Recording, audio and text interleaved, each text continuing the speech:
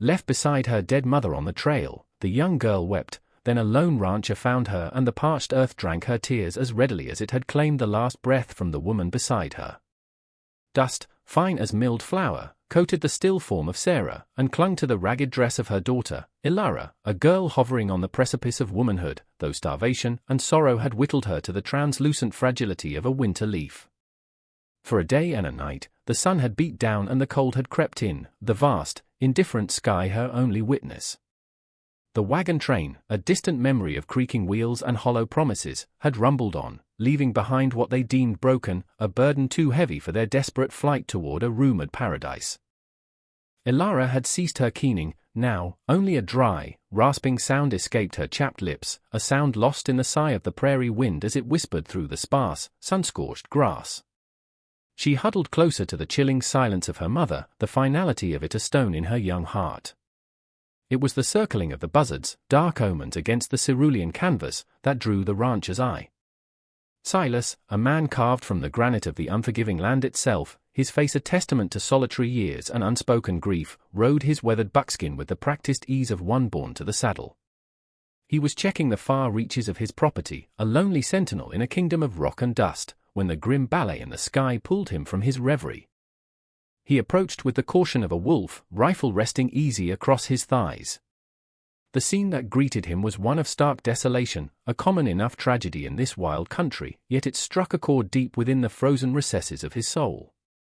The dead woman, her face peaceful in a way life had not allowed, and the girl, a mere wisp of humanity, coiled like a wounded animal. His shadow, long in the afternoon sun, fell upon Ilara. She flinched, a small, involuntary tremor, but did not look up. Her world had narrowed to the space occupied by her mother's body. Silas dismounted, the creak of leather loud in the profound stillness.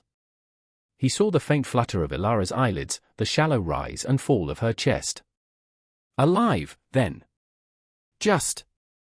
A flicker of something unreadable, pain, perhaps, or a long-buried memory, crossed his stern features. He had known loss, it was etched into the lines around his eyes, the grim set of his mouth. The harsh creed of the trail whispered its cold logic, leave her. He had his own burdens, his own ghosts. But then he saw the delicate curve of her cheek, smudged with dirt and tears, the way her small hand still clutched a fold of her mother's dress, and a different voice, one he thought long silenced, stirred within him. He said nothing. Words were useless things against such sorrow. He moved to the mother, his movements economical, respectful. With his bare hands and a hunting knife, he began to dig into the unyielding earth, a shallow grave in the shadow of a weathered bluff. Ilara watched, her eyes vacant, yet following his every move. When it was done, when the raw earth formed a gentle mound, Silas stood for a moment, his hat clutched in his hand, the wind tugging at his hair. Then, he turned to the girl.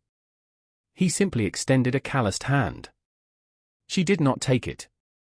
He knelt, and with a gentleness that belied his rough exterior, he scooped her into his arms. She was lighter than a whisper, a bundle of dry bones and grief. He swung up onto his horse, settling her before him, and turned the buckskin towards the distant smudge that was his cabin, leaving the lonely grave to the silent sentinels of the prairie. The only sounds were the plodding hooves, the rhythmic creak of saddle leather, and the mournful cry of the wind, weaving through the endless expanse of a land that both birthed and consumed. The cabin, when they reached it, was as stark and unyielding as the man who inhabited it. Hewn from rough logs, chinked with mud and determination, it stood solitary against the vast, bruised sky. Inside, a single room breathed the scent of wood smoke, old leather, and a profound, settled loneliness. A stone hearth, cold and dark, dominated one wall, a rough-hewn table and two stools, the only comforts. Silas gently set Ilara down on the packed earth floor near the hearth, her small form seeming to shrink further in the gloom. He moved with a quiet efficiency, laying a fire, the flint and steel striking sparks that bloomed into a fragile flame, a nascent promise of warmth in the encroaching chill. The firelight flickered, casting dancing shadows that seemed to soften the harsh lines of his face, revealing a weariness that went bone deep.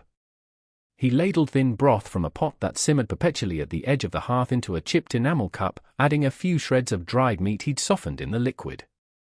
He placed it before her on the floor, his only utterance a gruff, low command, "Eat." Ilara stared at the cup, then at him, her eyes wide and dark, reflecting the firelight like a corner doe. Fear was a living thing within her, coiling tight in her belly, yet hunger, a more ancient and insistent master, gnawed with equal ferocity.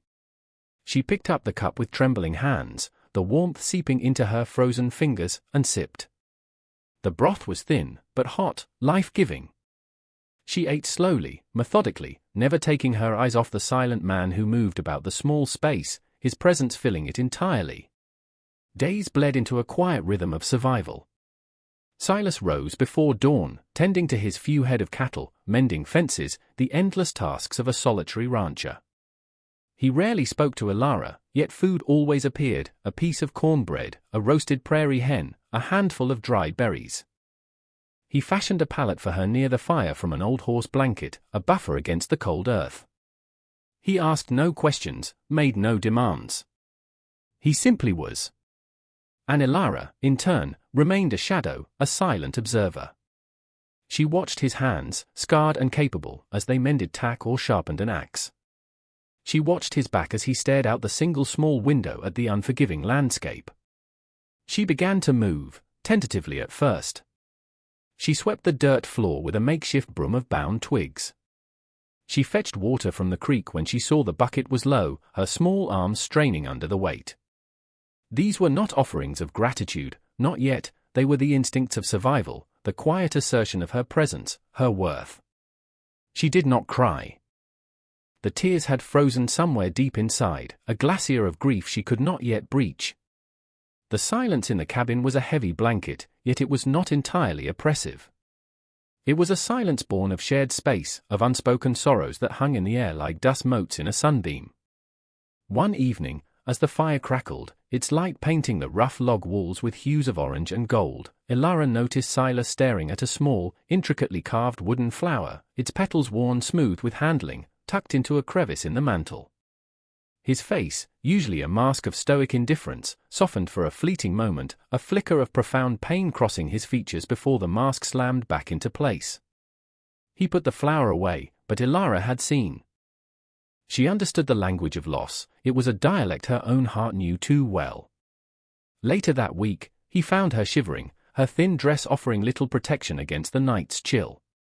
Without a word, he took down an old, patched quilt from a high shelf, a quilt stitched with faded, once bright colors, and laid it over her. It smelled faintly of lavender and forgotten dreams. He mended a tear in her sleeve, his large fingers clumsy with the needle and thread, the stitches uneven but strong. She watched his bent head, the firelight catching the silver strands in his dark hair. A tiny, fragile seed of something akin to trust, infinitesimally small, began to push its way through the barren soil of her fear. The vast, indifferent land stretched outside, but within the small cabin, a fragile ecosystem of shared existence was slowly, silently, taking root. Spring unfurled across the prairie with hesitant fingers, coaxing pale green from the winter-browned earth. Ilara, still a creature of silence, began to venture further from the cabin's immediate orbit, her bare feet learning the language of the terrain.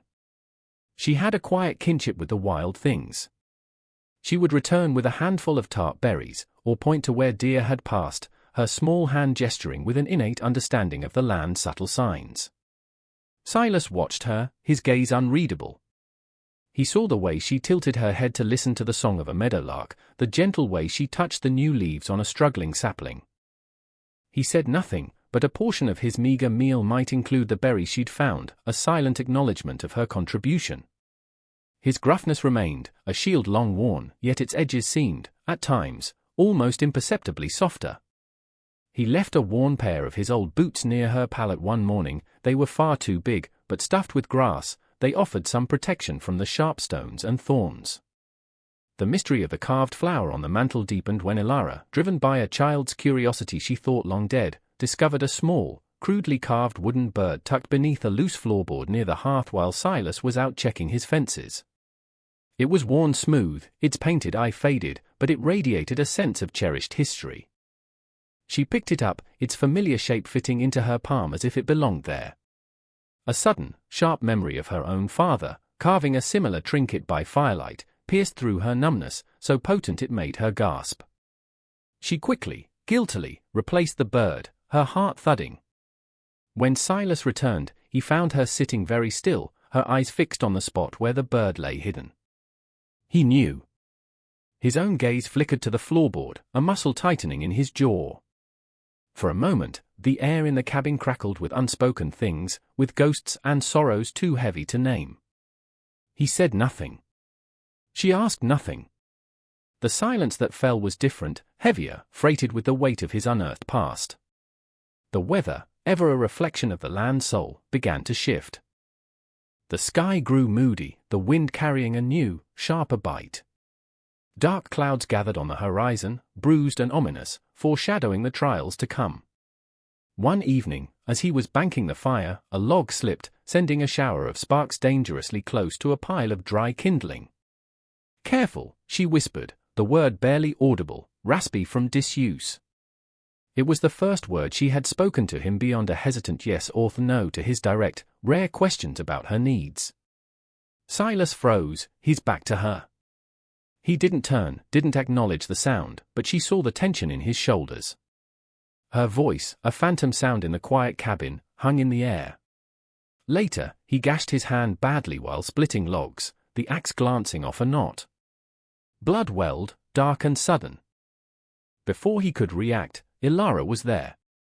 She had seen him wince from old hurts, but this was fresh, immediate.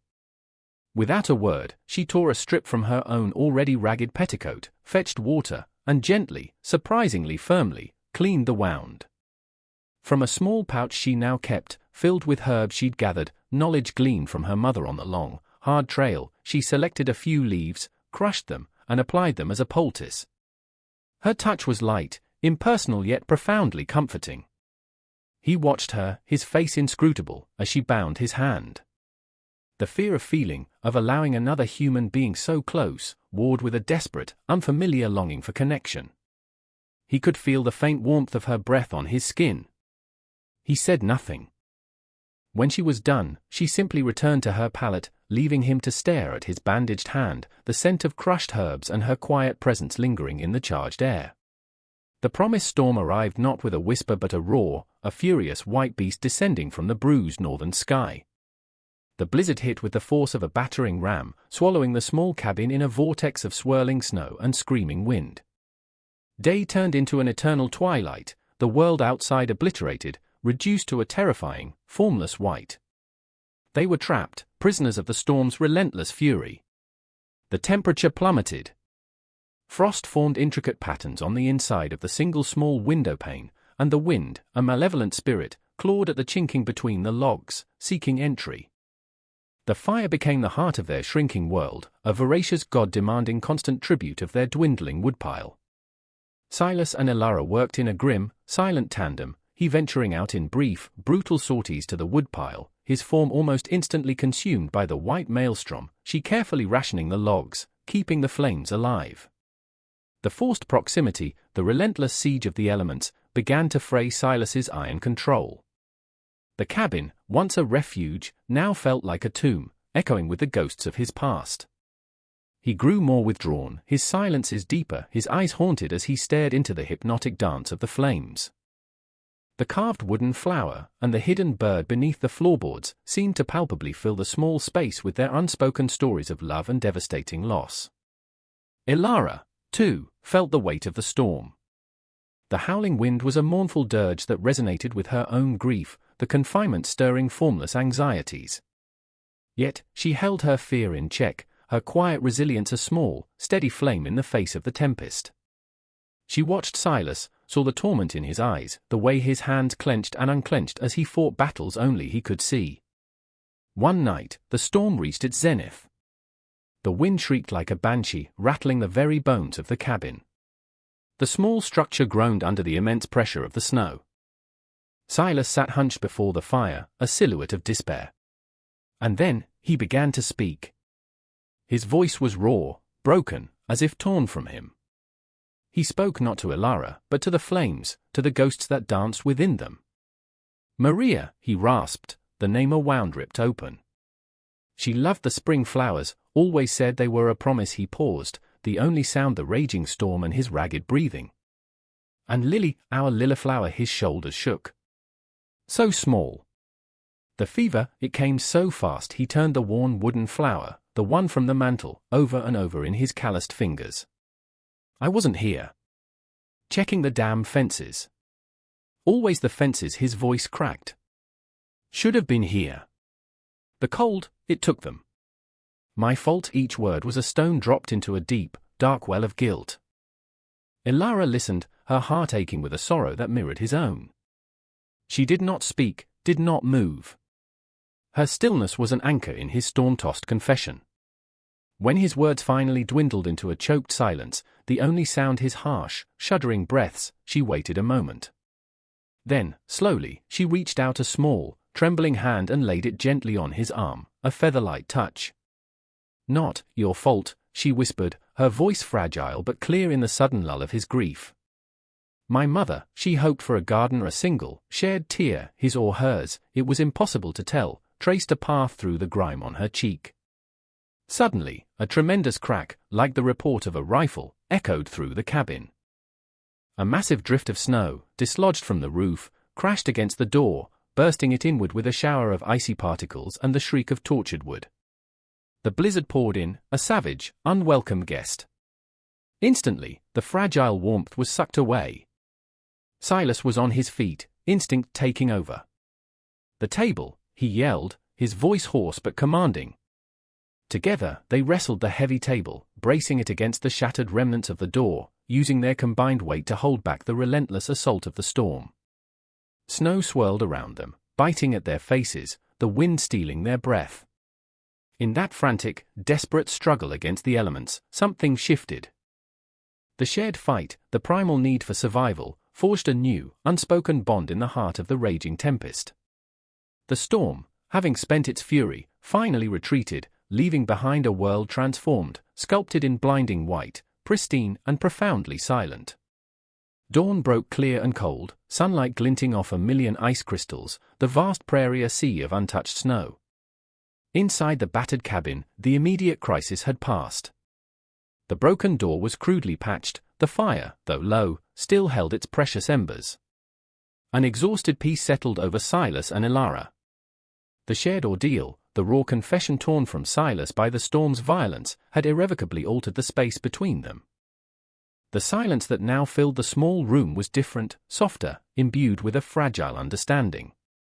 Silas looked at Elara, truly saw her, perhaps for the first time, not as a burden or a ghost of his past, but as a young woman of quiet courage, a survivor who had weathered her own terrible storms. A flicker of something warm, something akin to protectiveness but deeper, more personal, stirred within his frozen heart. Elara, too, saw the man beneath the layers of grief and solitude. She had witnessed his vulnerability, shared his desperate fight, and in his broken words, she had found an echo of her own unspoken pain. With him, in this isolated pocket of the vast wilderness, she felt a sliver of safety, a feeling so foreign it was almost unrecognizable. Life found a new rhythm, slower, more deliberate, as the land began its slow thaw. They worked together now, not as strangers sharing a roof, but as partners in the quiet enterprise of living. She mended his clothes with neat, careful stitches, her fingers surprisingly nimble. Sometimes, a faint, almost forgotten tune would escape her lips as she worked, a melody her mother used to hum.